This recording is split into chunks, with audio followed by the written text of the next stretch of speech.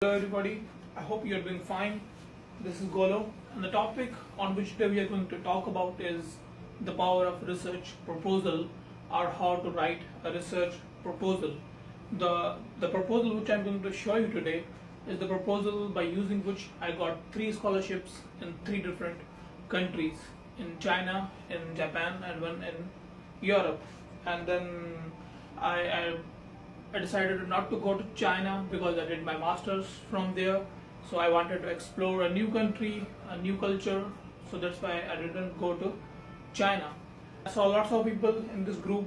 They were asking about how to write a research proposal. Yeah, it's really hard. Even if you have a new idea, the research proposal is about new idea. But if you have a new idea, how to extend it, and if you want to write, it's really hard to write even one page about a new idea. But here in a research proposal for masters or for PhD, you have to give detailed information. So today, if you write your research proposal like it's kind of like statement, it's really going to be seems a little bit boring, and no one is going to read that like long 4 or 5 pages. So you have to divide it into subtopics, and if you have the subtopics, so the person who is reading it, he will know that where is the part which is the new idea part.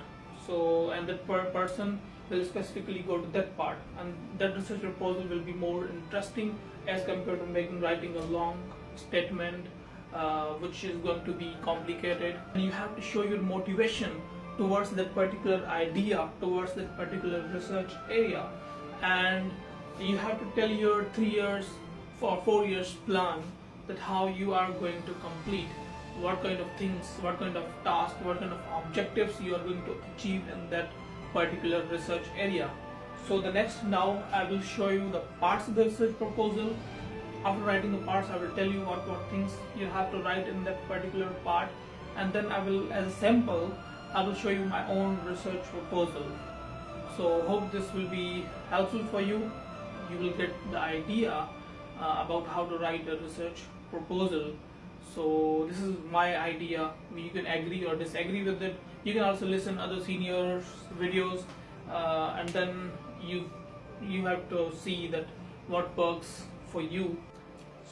So these are the topics which are supposed to be covered in a research proposal. So first of all is the title.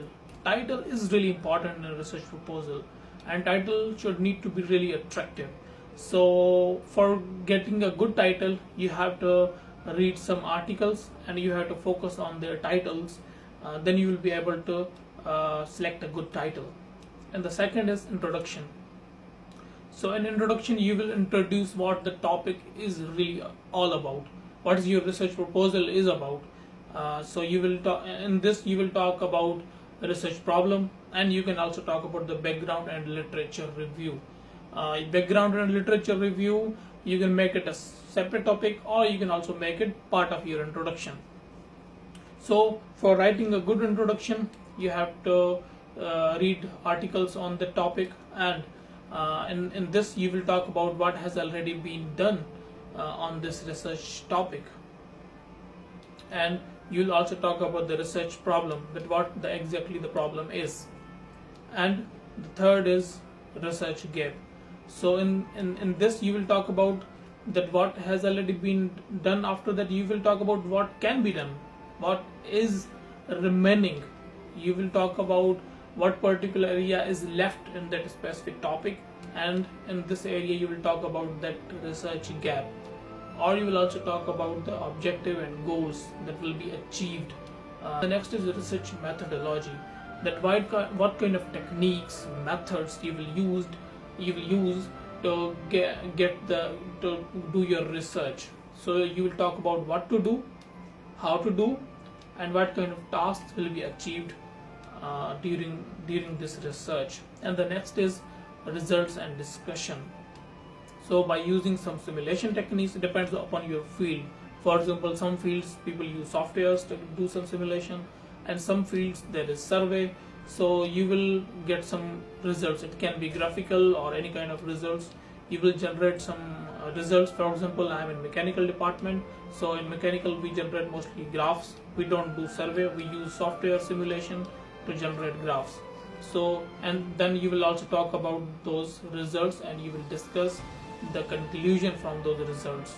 And the next is planned publications. You will give your professor an idea that you have enough knowledge on the topic that you can suggest some kind of topics, some kind of research, planned publications, that what can be done on the topic. And next is you will talk about the list of required lab equipments, that what kind of lab equipments will be used during the experiments. And then you will make a timetable of your 3 years or 4 years plan, that what are you exactly going to do in those 3 years. You can make monthly timetable, and then at the end you have to add references. So now the next I will show you my own research proposal. You will get some idea from that. But the one important thing which I would like to mention, that never copy paste. Get the idea, use your own wording. When you read some articles, so you will be able to write on the topic using your own words. So never ever copy paste from anywhere, from anybody's research proposal. Use your own wording, use your own way of writing, just get the idea. For example, this is one of the idea. You can get ideas from some other proposals. Here, this is the cover page of the research proposal, and this is the title of my research proposal. Research title: Design and Testing of WEN Magnetoreological MR Damper for Seat Suspension. And next is introduction. In the introduction, the first part is about talking about what, in my case, it is MR fluid. So I talked about what is MR fluid.